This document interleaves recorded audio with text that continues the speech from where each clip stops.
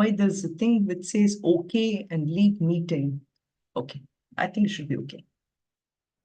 Let's get started. Om.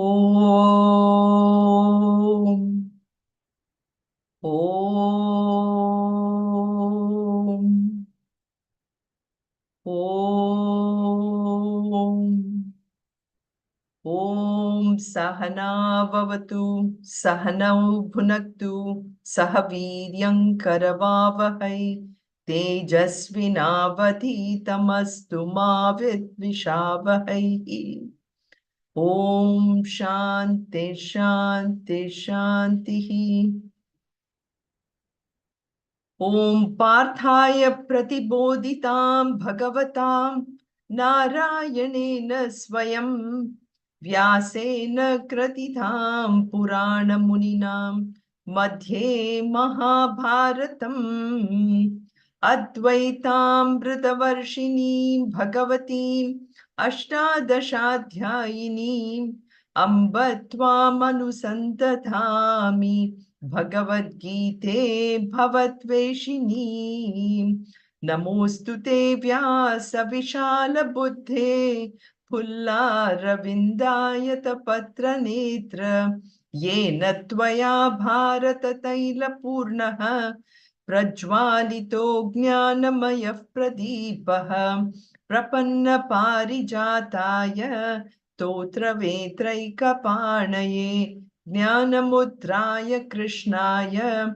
Geetamritaduhe Namaha Vasudeva Sutam Devam Kamsachanuramardanam Devaki Paramanandam Krishnam Vande Jagadgurum Sarvadharman Parityajya Mamekam Sharanam Vraja Aham Tva Sarva Papebhyah Mokshayishyami ma shuchaha. So welcome everyone to almost our 11th lecture on the 9th chapter. As we have talked about, this chapter deals with not just the absolute knowledge, but also the wisdom that can be obtained by following this knowledge.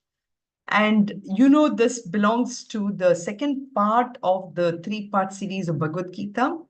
And this particular part actually deals with a lot of the bhakti element.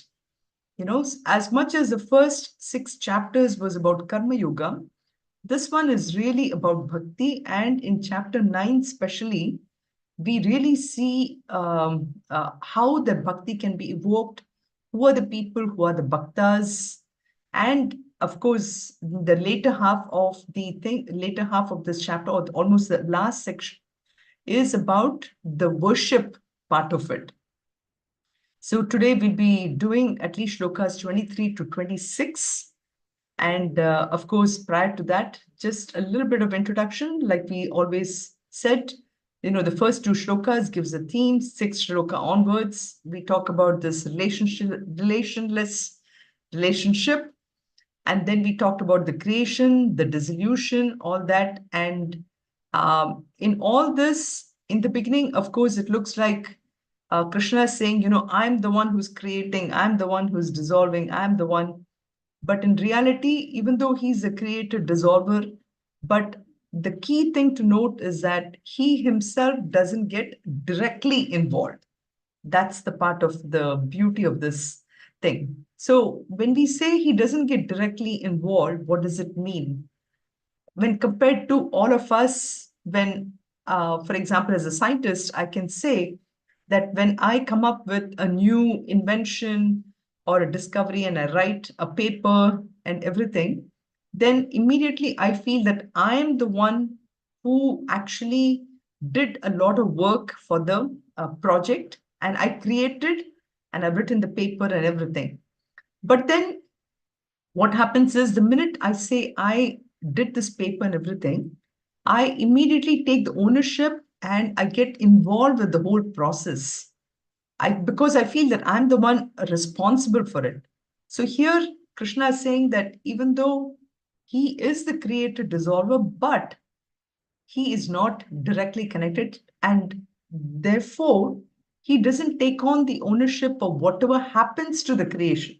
The creation happens by itself, it gets sustained by itself, it gets dissolved by itself. And that whole part of it is actually part of the Prakriti aspect of it, or the Maya aspect of it. So even though the doership is attributed to him, but actually everything happens only in his presence without him directly doing things. So that's the big difference that we need to keep note of. And we saw this whole thing. He goes on after describing the evolution and creation and everything. He talks about who are the people who can actually get to know him. So before knowing who are the people who actually get to know him, he even talks about those people who do not really get to know him, are those people who do not really recognize him. He is everywhere, but yet people do not recognize him because they are so involved in their own work and everything. They are so engaged in their own karma, they don't see that. So, and they're just, so he calls them, the Asuric people. But then he turns it around and then he says, those people who are the Mahatmas, Mahatmanastu Mam Partha, he says those, and he says, those people are the ones who have actually turned their minds towards him. And the shloka that we discussed last time, somewhat briefly, but today we're going to spend a little more time, is how do I change that mindset? That mindset where I'm ultimately recognizing that that knowledge and the actions are all nothing but for that Lord, and seeing that Lord everywhere. So that part of, they are the ones who are the Prema Bhaktas, the Jnana Bhaktas. They are the ones who see God as the sole support, Ekatvena. They are the ones who, even though they see the duality, yet they recognize that aspect of the Lord. And also Vishwato Mukham, the person who sees God in everything. So they worship, that even though they worship God in different ways, they know it is that one God alone. So these people are the ones that we have discussed. So having said this, in the light of the shloka number 22, Ananyas Chintayanto Mam, so let us do a little bit of analysis. When I say do analysis, let us see how are we living today. How are we living and how should we be living? I mean, it's never too late for us to change, right? So maybe through this Bhagavad Gita, we can truly understand how we should be living. So just a little bit of discussion on this one. And I know Suvarna would always love to give some thought to this. So what do you think, Suvarna? How are we really living today? And how should we be living? Hari Om. Uh, how, I mean, uh, we are, we are at BMI level. That is one thing that we are not getting past. It is I, it is me, it is I did this. Like you, we take ownership, doership for everything and everything. And if it something, if everything goes right, oh, I did it. I made this happen. But if something doesn't go right, oh, we are very quick to pass the blame onto someone else. We won't take that ownership. If we are taking ownership, we should take ownership for everything. But we are not, we don't do that.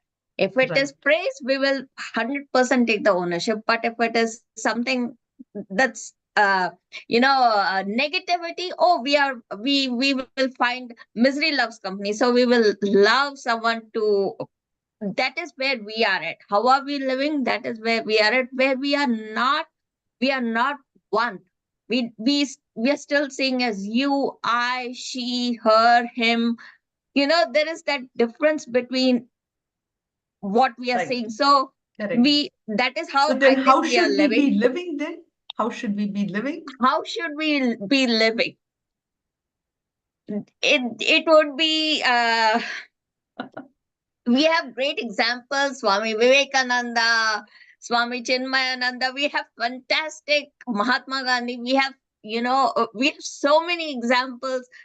We just, more of us, we just have to get past this.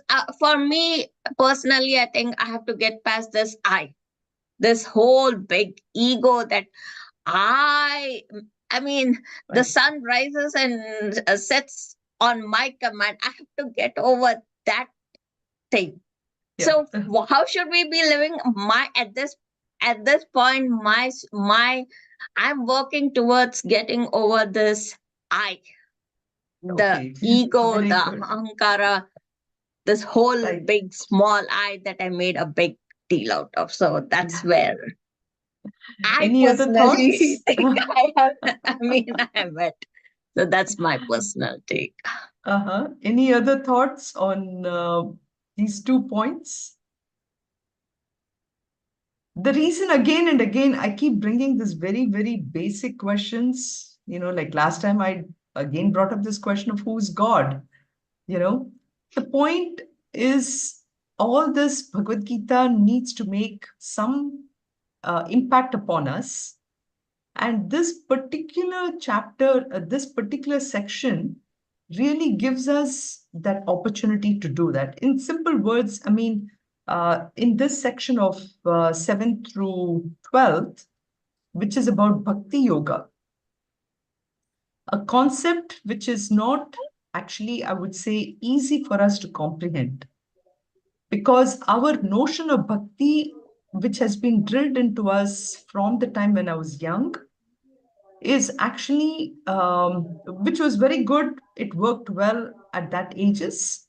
But if I carry on that same notion of bhakti to the point where I am today, it will turn me against it. So I need to have that clarity on bhakti yoga. And chapter 9, being in the center of the 6-part series, really, really drills us into it. And that is why this question is very, very valid. If I have truly understood what bhakti is, then I will be living my life quite differently. And that is in 7th chapter itself, he starts to talk about who are the different kind of bhaktas. And then he also says about how I need to purify my mind completely. Only then I can really get an idea of that bhakti part of it. And the other things is going back to when I was young, I was taught that, bhakti is I choose a particular god, I go to this temple to worship, and then I become maybe a member of a certain organization like Chinmay Mission or any organization, Balaji Temple, anything. And then I show up there every day, and that is bhakti, correct? But bhakti is even beyond that. That is only the first step. If I stop at that first step, then I might get disappointed because in the beginning, because I'm very young, you know, even with children, we say that, okay, you go to the temple, you pray for good marks. That's how we start off. So we always tell God is going to give you, you pray to God, God will give you the marks. So that notion has been so drilled into us that we take it even later. We go to God then for money. We go to God for a better relationship. We go to God for our children. Then we go for our grandchildren. Then we go for our great grandchildren. So that thought has always been that way. So we are living in this world today because we are surrounded as with so many things that we want to buy, we want to do things, and this leads a lot of stress. We need to manage the stress. So in this particular shloka which we are coming to, literally God is saying, you know what, just give all the stress to me. I will take care of your stress. You just focus on me and just work. I will take care of everything for you. So that is the part of it which in this shloka number 22, which we just started on last time, really speaks so much about it. Any other thoughts? I know I asked you all what are the thoughts, but I jumped into it. But anything more to add to it? Hari Om, Anybody?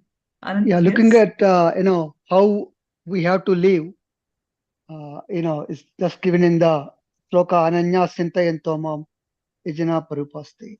So like which says always think about me, think about Right. God. Then it comes like, okay, how do we do? We are in transaction world, and again the sadhana, practice. Mm-hmm. Like one example could be, say a lady carrying like one or two pots with water on top of her head. She just walks like normally, but again, uh, it won't spill, or it won't fall. Which comes through practice, and also like what's happening there is the focus is always there, even though she's walking or she's talking to others, or that way. So to get to that kind of stage level with the in bhakti, it's the practice, and then God's grace. Right.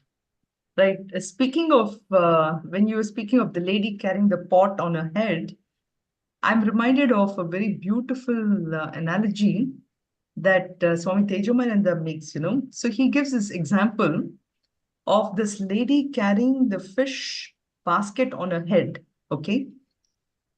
So she has this basket of fish on her head, and then she gets into the train. Okay.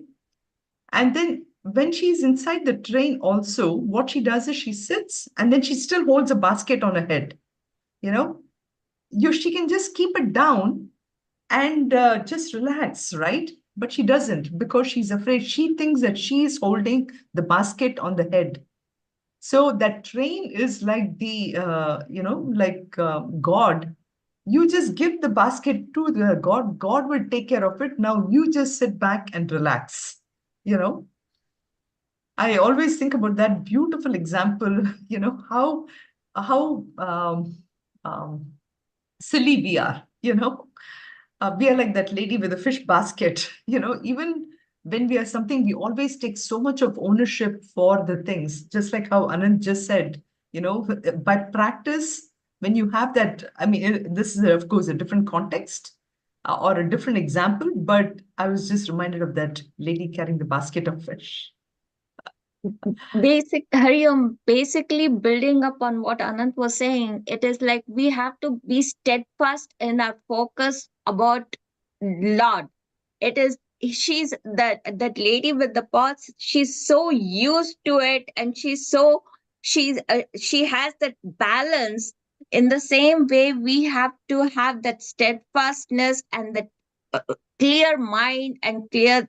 We have to clear our mind, have a faith, a devotion, that to know to be one with the Lord. That is what I was getting out of that example, that Right. that steadfastness. That but even Correct. in this chapter, the it is a difficult chapter. At one point he says that I am everything, at the same time I'm known and I'm not unknown.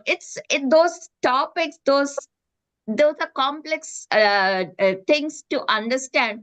Once you understand them, they're the easiest thing. This chapter in the so Lord is talking about how I am the. He's giving us the kingly, the Raja Guhyam, right? The secret knowledge. To understand that secret, not to understand that secret itself, we need lot of clarity to grasp that meaning and to even realize that is a struggle that that is a struggle that I think. No, that is why from the 7th chapter on, he already says that, But develop the purity of mind. yeah, but No, he's so the saying, ultimate, problem is the purity of our mind. Yes, yes, So yes. if the chapter appears complex and everything, it's because our mind is complex. Yes, yes. The minute It's I filled with purify my problems. mind, Yes, then it becomes easier. yes. Yeah. But So- it does not happen in one sitting. It does not Right. happen in one. Once you hear it and you have done, no, you this is what this reflection Yeah. time, this is the part that I love the most, because we go back and we discuss everything. Lot of things get that reflect. I do appreciate you doing this reflection time. I really thank you so much. No, thank you for the feedback, because sometimes I feel that, am I repeating myself? Am I this?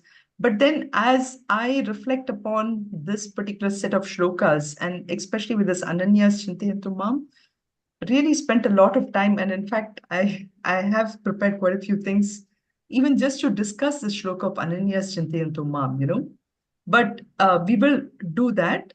But the point about while doing so, this very, very simple things comes to my mind immediately is, yes, when you mentioned about Swami Vivekananda, Swami Chinmayananda, that we are trying to be like them, great. That is still, they are right there. They have, because of all the punyam that they have done in their past, they are much, much ahead. I don't know where I am in my journey, right? But the only thing which is in my control is today and what I can do today. So that's why I said, okay, I need to put this question up. What am I doing today? How am I living? How can I change my mode of living? So, which is why this concept of bhakti is so beautifully dealt with in this section. And especially in this 20 to 29, he really talks about two simple forms of bhakti. One is, I'm doing this bhakti for the sake, I'm having this bhakti with something in my mind, something which I want to gain. And the other kind of bhakti is something which, not for the sake of gaining, but something which I want to be there, nishkama. Nishkama is, I want to attain that state of myself which is already praptasya prapti. We call praptasya prapti in the sense I'm already that, but I'm not really, I'm not unable to recognize that. For example, I mean, when the example to give is, when I look at a mirror, I look at a reflection of myself. That why did that reflection happen? The reflection happened because of me, my person, who I am. So I'm always really working in this world as a reflection, not as a true self. So in Nishkama Bhakti, it is ultimately this opportunity through all this Shastra, Vichara, everything. I'm developing the purity of mind so that when I look at myself in the mirror, I have that clarity, the clarity to really know who I am. So again, this is how we have been taught for a long period of time for living is always, always something to gain, something to gain, something to gain. But ultimate bhakti is that aspect where I see the Lord and I see the Lord as none other than myself. That is the aspect of Nishkama Bhakti. And in order to get to the Nishkama Bhakti, of course, I need all these Shastras, Bhagavad Gita, Upanishads, all the Prasthanatrayi, So that is why in Sakama Bhakti is where we spend most of our time. And this Sakama Bhakti is, of course, we are praying to Lord with a desire. Kama means desire. Sakama means with desire. And over here, then we last time talked about the three kinds of bhaktis. Manda Bhakti is very, very for worldly means. And when we say worldly means, of course, everything that we go to God with our health, our wealth, all this part of it is Manda Bhakti. And then Madhya Bhakti is now, after some time, after going through, it's like how Swami Chinmayananda would use this example, I've been there, I had enough of these sweets, I'm tired of it. It's like chewing gum. You have chewed enough. Now you've given up. You've become a little more mature. And you then understand that Lord to whom I'm praying right in front of me is actually capable of giving me a lot more than what I'm asking, these simple paltry things. It's like a child. When you give the child, a biscuit, like Paris biscuit, Paris, or I can really think of Paris. I've forgotten all the um, cookies of US, or you give a gold biscuit. What does a child take? The child will take only that biscuit which is edible and he can chew upon it, and he chews more upon it. He asks about, you give the child the gold biscuit, will the child really know that? So that's the aspect of, you are going to the Madhya Bhakti because now you know that Lord can give you a lot more than that simple things which are so temporary. And that is like this Madhya Bhakti, Then finally, the Uttama Bhakti is, so Madhya Bhakti is you are looking at God where you are trying to get to that level. Uttama Bhakti is finally recognize that is none other than me, myself. So those are the three kinds of bhaktis that we talked about.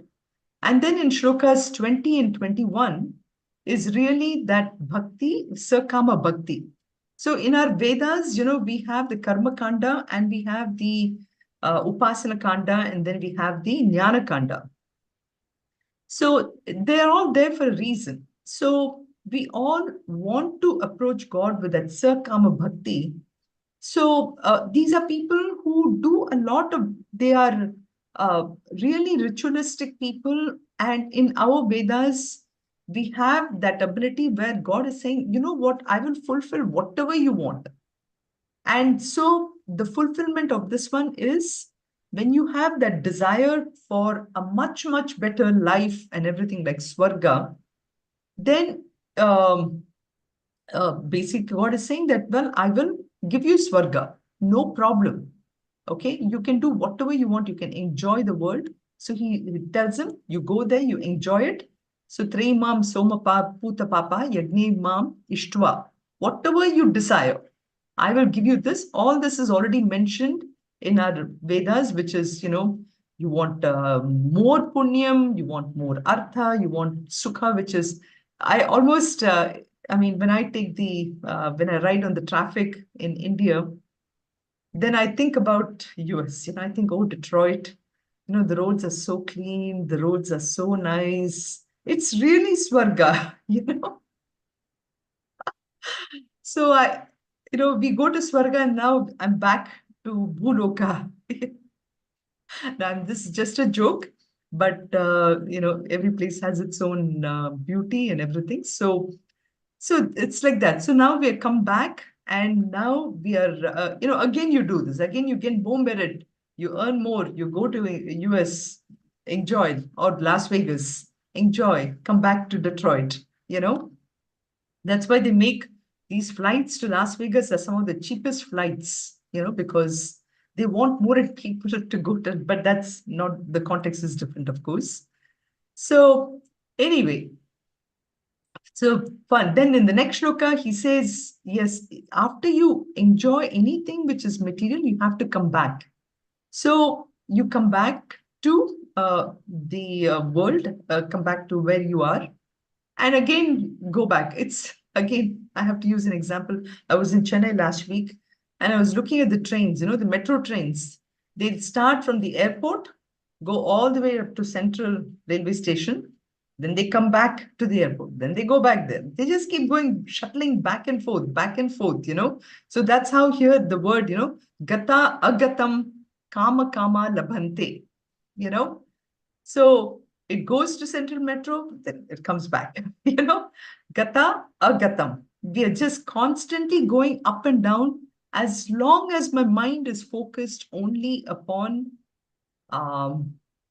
these things, roti, kapda, or makan, roti, kapda, or makan, or anything which is temporary, anything which I can see, anything which I can feel, all these things are all temporary. So that's the idea which he comes in 20 and 21.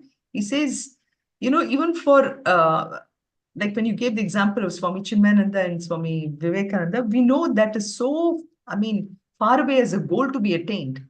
So our Vedas are very compassionate. They're saying, yes, I will show you the highest goal, but I will also tell you, if you want the lower goals, I will make it easy for you. You can go to Swarga. You can go to US. You can go to Switzerland, all these places. Enjoy it. But after you enjoy it, come back, you will unfortunately come back. And, again, who is deciding this? It's not Krishna who is deciding this. We are deciding it. We are the people who are part of the system. We do it and we come back. And so we looked at this.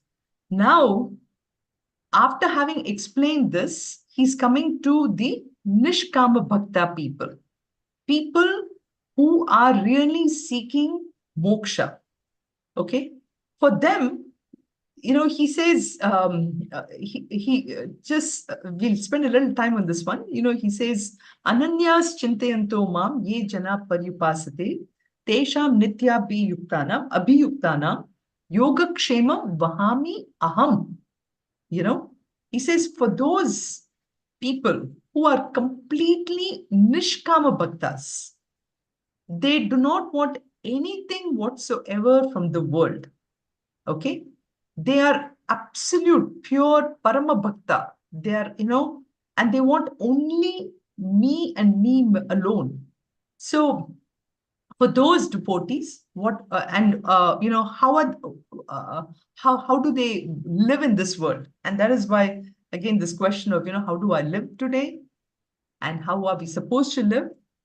So those devotees who think of none other than me, Ananya's Chintayan, thinking about me, Ye Janaha, those people, Pari Upasate, Pari, again, Para, that the higher form of my Lord.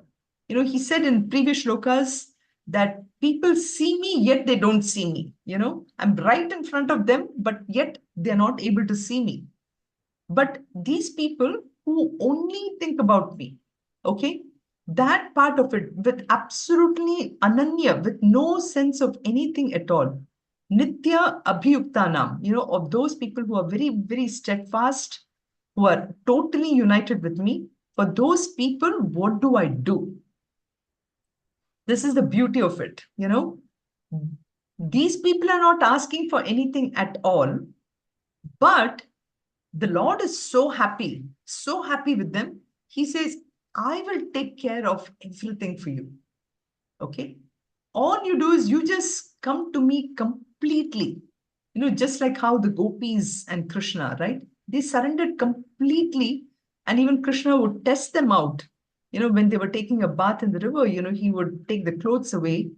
And he wanted to test, are they willing to completely surrender? So, but we hold on to, the clothes definitely, they represent the security blanket. We always want a secure nest for ourselves, because what if Krishna doesn't come? When I call him and he doesn't come, I need something to back me up.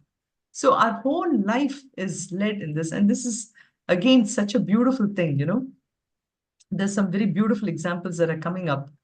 So, the shloka by itself, it seems like, what is there to talk about so much? Okay, I get it. You're just asking me to completely surrender and you will take care of me. You'll give me a big house. Again, this example of the story of Sudama and Krishna, right? So beautiful.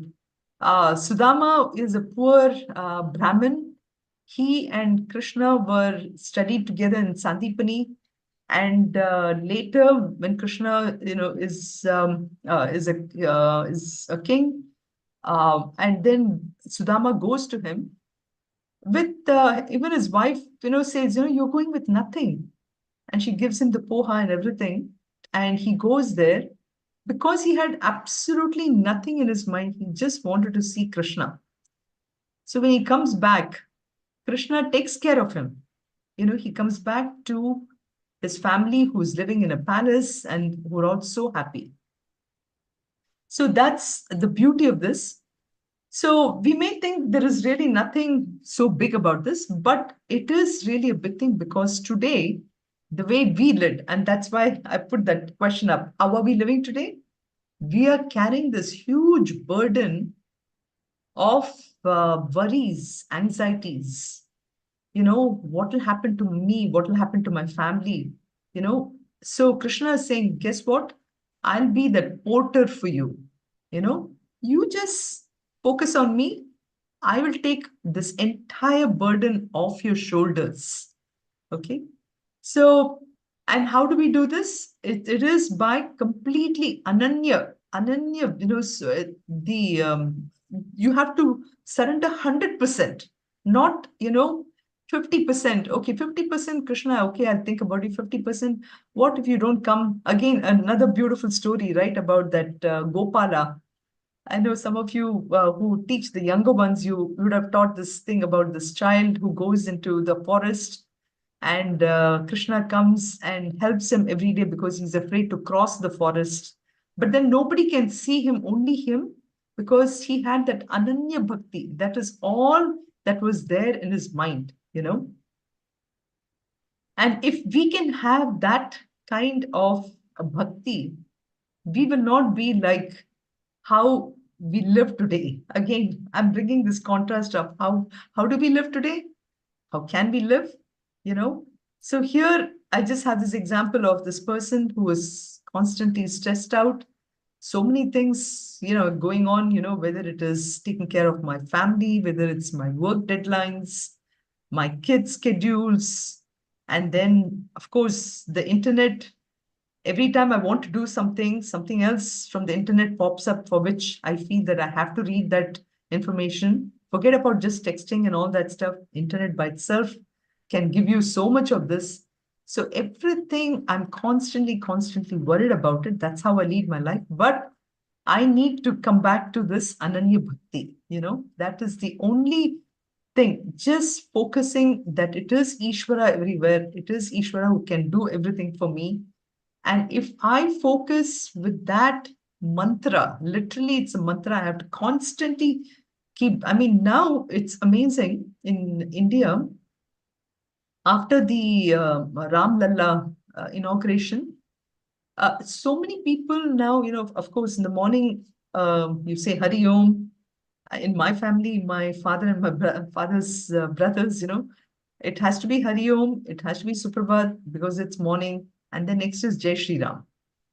So you start with the Jai Shri Ram, and it's Jai Shri Ram every time. Slowly and slowly, people are getting out of saying hello or goodbye. It's always Hari Om or Jai Shri Ram. Hari Om, Jai Shri Ram. it's uh, it's nice in some ways, because you are maybe at some point, I don't know, I may have to switch over to this lecture in Hindi or Sanskrit or something like that. It's going to be only my next slide. Don't worry about it. Hopefully, we'll finish off very soon. But anyway, that is the idea, being that Ananyas Chintayanto Mam Ye Paryupasate, being ever steadfast, thinking that it is the Lord everywhere. If I do this, then what happens? Krishna is saying that whatever you were thinking of achieving in this world, okay, I will take care of it. Yoga and Kshema. And what are yoga and Kshema? Because our whole life is only, I know we talk about creation, sustenance, and dissolution.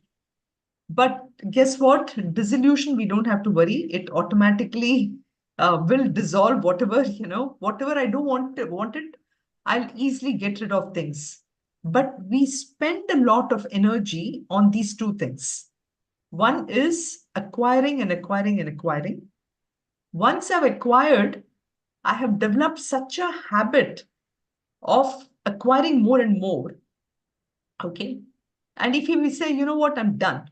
I'm not going to acquire anymore. I have enough clothes. I have a good house. I have whatever I want. The only things I might need is maybe a computer or a phone, because those people keep upgrading themselves all the time. So maybe just those two things, I'll do it. Then the next thing is whatever I have already, it's hard to get rid of it, so I keep preserving it. And that is yoga and Kshema. Yoga is acquiring more and more. Kshema is really preserving everything. So Krishna is saying, you know what? 99% of your time you're spending only on these things, holding on to things and getting new things. Guess what? I'll take care of that for you. You just tell me what you want. I'll get it for you. But do we do that? No. I feel that I have to work hard. And that's why I put up this this picture here. I feel that I have to work hard. I have to take care of my family. I have to take care of all the problems, I have to take care of it. He's saying, no, give that up. This is such a mundane thing. It is all this blood pressure, stress, diabetes, everything. Just all you do is just do your yoga. Yoga meaning this physical yoga, Just do your yoga, eat properly. I'll get you everything else. I'll get you all your budgies. I'll get you everything. All that, I'll take care of it. You just focus on me. Just see me everywhere. Be happy. Be stress-free. Be relaxed.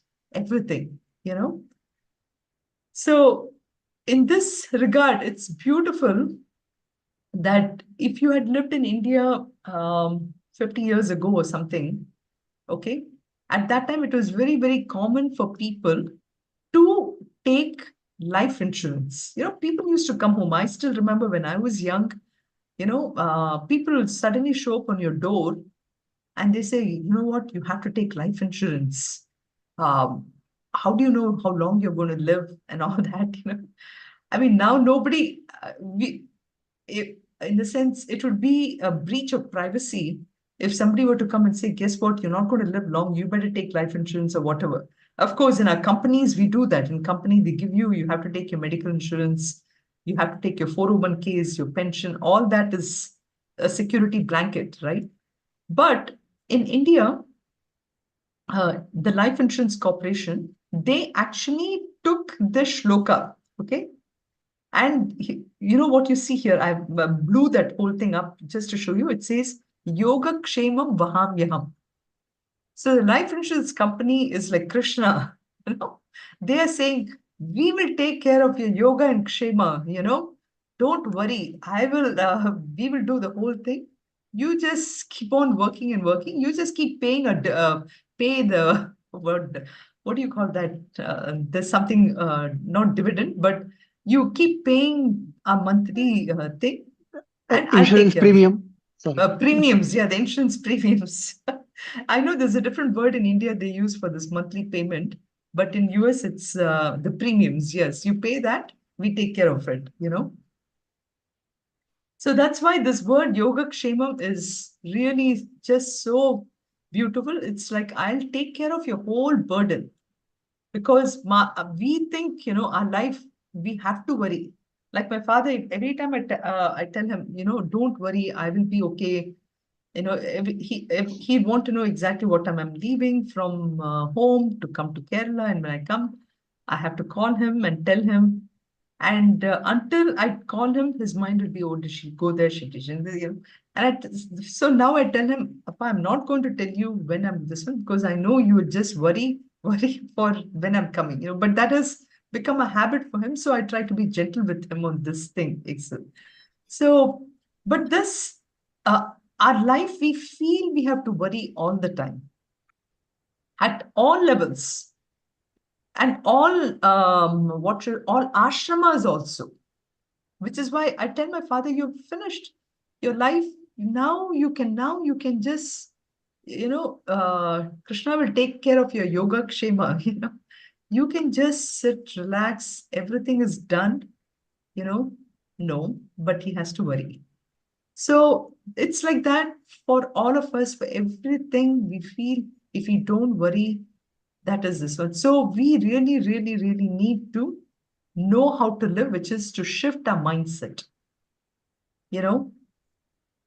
and that is the only way we can actually do that. He will take care of everything. He will take anything I want, he will take care of it. That is the idea behind. So really a very beautiful shloka for even our youngsters, because there's a tremendous amount of stress that they go through. If we can tell them, if you can just teach this one shloka in a way they can understand, and I would love to get some ideas from you for this part of it. How can we make it more relatable to them? Because when Suvarna started talking in the beginning, she said, we live as the BMI, we live as the ego. And as that ego, we take on all this burden of worries and stress. But Krishna is saying, just leave all that to me. That doesn't mean that, you shouldn't have a goal or you shouldn't work, because that working hard is in my hands. But everything else, so it actually ties very beautiful with this Karmanya Vadikaraste shloka also. Ma Phaleshu Kada, don't think about anything what you want to get out of things. But here, this being bhakti, that same shloka which in chapter 2, which talks about karma, here he's saying that he's taking one step further. There he said, don't think about your results. Okay, just work. Here he's saying that I will give you the results. Of course, then people will say, if you're going to give me results, what if I don't like the results? Okay. So Krishna will say that, yes, you may not like the results, but you know what? That is the best result for you at this time. You may not accept it now, but just be with me for another 10 years. And when you look back, you will realize that that was the best result. And I think for all of us at this stage of our lives, there are many instances. I can quote from my own personal instance. When I look at every time when I changed a job or whatever, at that moment in time, I may think, oh my God, I don't know what I'm going to do, all that. But now I look at every part of it having had a huge impact in everything. Even coming from US to India, right? Everything happens for a certain reason. Such a beautiful shloka which you can explain. You can put the blame on so many different people for so many different things, but ultimately, what is happening is for the good. Whatever happens, accept it, move on, and it is all Krishna is taking care of you. Just surrender, So that's why I said the shloka has so many implications, so many ways in which we can take it to our lives and really ponder upon this living part of it. Ultimately, we need only a peaceful mind. And Krishna is saying, I'll give you that. You just be peaceful, I'll take care of everything. And this particular story, which you all, of course, know, I think it's a biblical story, right? It's about how this person was walking on the beach with God with him, And after some time, what happens is there is only one set of footprints. So the question comes is, whose footprints are those? Is it that God has abandoned this person as he was walking through the journey of life? Actually, it is to show, God is there throughout our journey of life. They're helping us. And at some point when even God couldn't take this one, did he really abandon me and just allowed me to face life? No. It is after some time, it's God or we are being carried by God on his shoulders when things were not going well. So to Yoga Kshema, which is he takes care of all those critical points in our life. Everything what is happening is all because of him and him alone, right? So that story of footprints can also be connected so beautifully, And this is the story of the fish that I was telling you about. The lady with the fish, she can she goes into the train and is carrying still because that's how we all are. That's how we are living our life. We carry all the stress, everything on our shoulders, thinking that we are the ones who are actually, doing everything. But in reality, it's not, So anything more to add to the shloka before we go to the next three shlokas, which are simple and which. Hari Om, Yeah. go ahead. Sorry. No, that's okay, Anand. Go ahead. Hari Om, one example we see all the time is the kids. like when kids are small, or even until they stay with the parents, they really don't care. Like Correct. they know that when they're hungry, they know they'll get the food. When they're thirsty, they know it's taken care, or money, because and they have like so much belief, and then faith in the parents, that whatever happens, your mom and dad will take care of them. So I mean, that's like one example, like Ananya Bhakti, or Correct. just a Correct. similar kind of, yeah. Very, very good example. Very good example. How do we inculcate that in Bala to our children, right? How they can always, or I mean, we do tell them, actually, we do, right? That is through all the stories, through the different levels. We tell them that it is ultimately that Krishna who is taking care of you. But somewhere around middle school or something, something changes, and we are unable to keep that bhakti element in our children, right? So Because here good. we teach them the responsibility, right, Sunitha? So you We have to bring the take your, doership yeah, element. dualship element. So, and also Correct. it's a beauty about this like a whole ninth chapter is everything, like, it will make us, like, think. The shloka, Maya tatamidam sarvam, right? Correct. Everywhere. I am all pervading. I am in everything and everywhere, and they are not in me. That will make us think back with this Correct. knowledge, saying that how come I can't like feel like that? So you start introspecting, saying that what is stopping me from thinking that or feeling that kind of a thing. And then we try to pull, like, take out the layers, like how you said the chocolate thing. The child Uh-huh. believes that inside the wraps is the chocolate. Right. So once is the child is convinced, then child starts unwrapping them. Correct.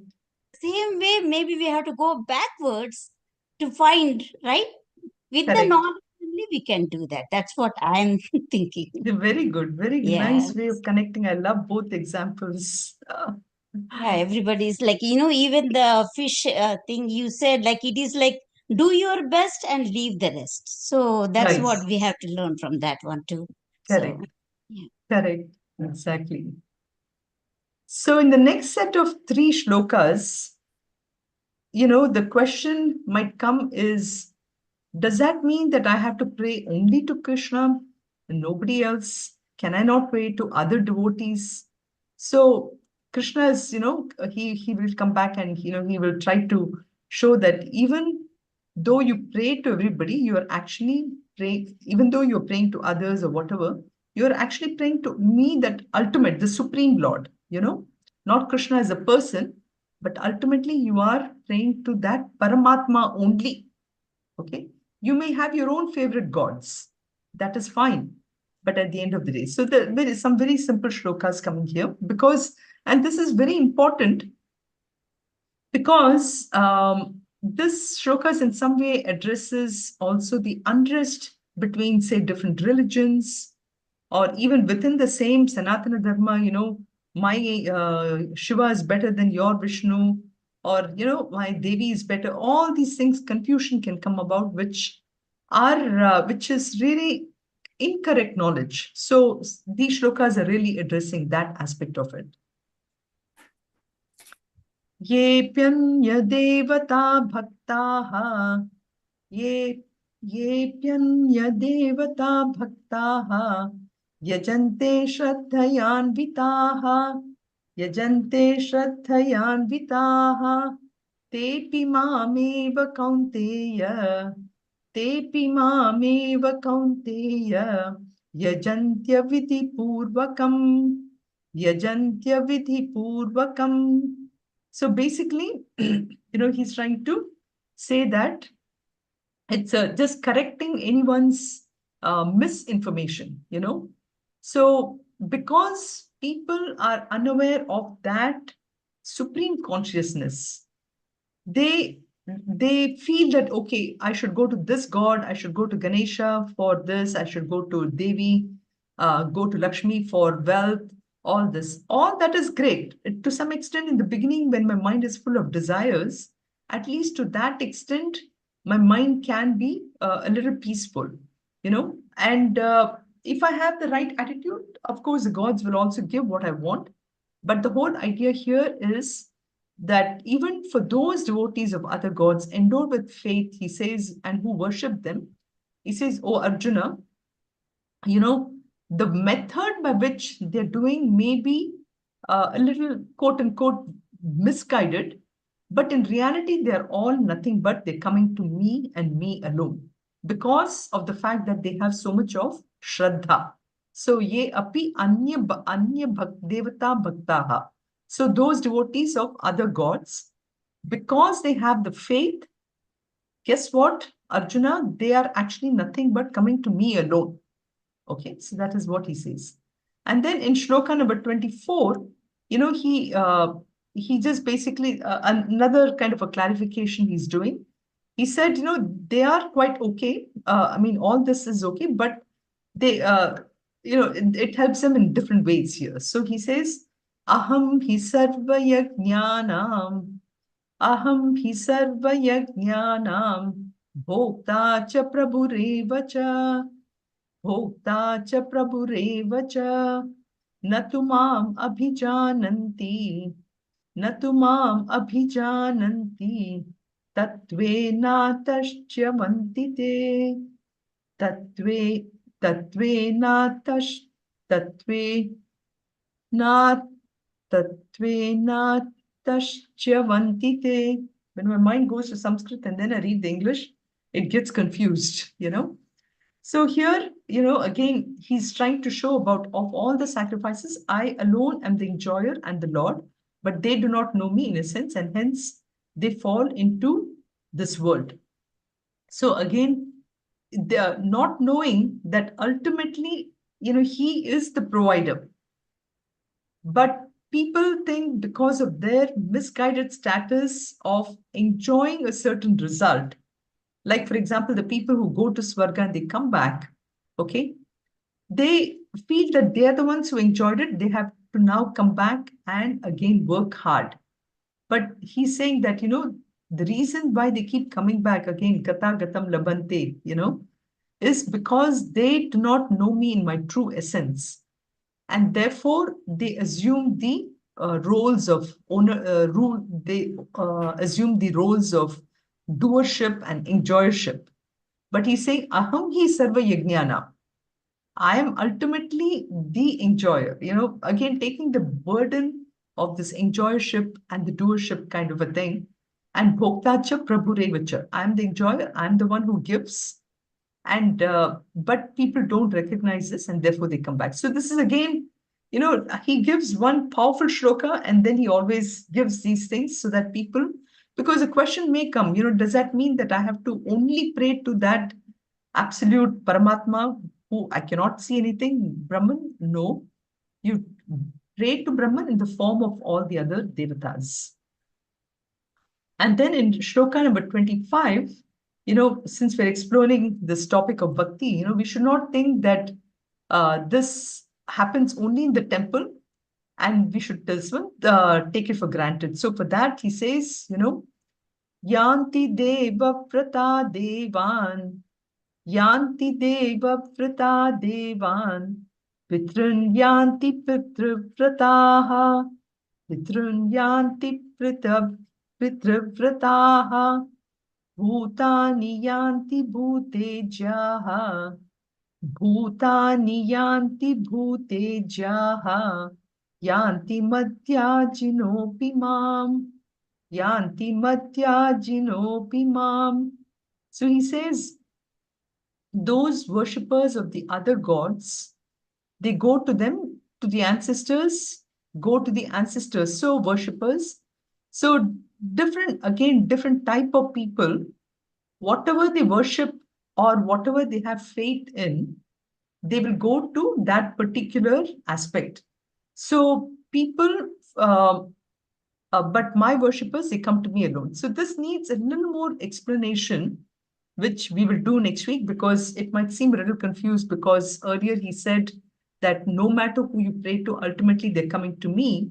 But here he appears to say that worshippers of others gods, they go to those particular gods for the answers. They goes to this one. We will see the context of why he's bringing in Pitrun, the Bhuta, because I don't know whether you remember, it was chapter 3, I think. At that time, I talked about the 5 yajnas, the Bhuta yajna, Pitra yajna, Deva yajna, Manusha yajna, and all those. So I want to bring that concept a little bit, and then we will move on. So next week, we'll focus on the shloka 25, and then move on to 26 to 28, which talks about two very, very beautiful shlokas, which you all know it. It's most famous, Patram Pushpam Phalam Toyam. So we'll discuss those shlokas next week. Okay? Sarve bhavantu sukhinah, sarve santu niramayaha, sarve bhadrani pashyantu, ma kaschid dukkha bhag bhavet. Om shanti shanti shantihi. Om Purnamadav Purnamidam Purnat Purnamudachyate Purnasya Purnamadaya Purnameva Vashishyate. Om Shanti Shanti Shantihi. Harihi Om Shri Gurubhyo Namaha. Harihi Om. Stop the